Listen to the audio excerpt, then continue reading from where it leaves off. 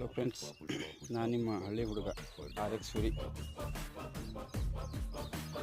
ಅಡಿಕೆ ಸಸಿಗಳಿಗೆ ಗೊಬ್ಬರವನ್ನು ಯಾವ ರೀತಿ ಕೊಡಬೇಕಂತ ನಿಮಗೆ ವಿಡಿಯೋದಲ್ಲಿ ತೋರಿಸ್ತೀನಿ ನೋಡಿ. ಅಡಿಕೆ ಬುಡವನ್ನು ಮೊದಲು ಸಡ್ಲೆ ಮಾಡಿ ಆಮೇಲೆ ಗೊಬ್ಬರವನ್ನು ಎರಡೂ ಬದಿಯಲ್ಲಿ ಕೊಡತಕ್ಕದ್ದು.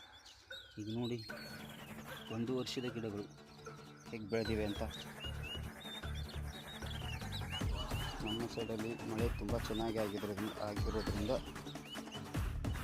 ಈಗ ನಾವು ಗೊಬ್ಬರ ಕೊಡಲು ಪ್ರಾರಂಭಿಸಿದ್ದೇವೆ. ನೋಡಿ ಸಸಿಗಳು ಹೇಗಿದೆ ನೋಡಿ.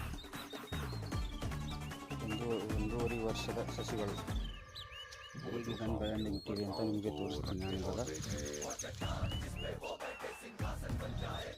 ಅಡಿಕೆ ಸಸಿಗಳಿಗೆ ಗೊಬ್ಬರವನ್ನು ಕೊಡುವಾಗ ಎರಡೂ ಬದಿಯಲ್ಲಿ ಕೊಡತಕ್ಕದ್ದು. ಹಾಗೆ ಕೊಡುವುದರಿಂದ ಬೇರುಗಳಿಗೆ ಉತ್ತಮವಾಗಿ ಗೊಬ್ಬರವನ್ನು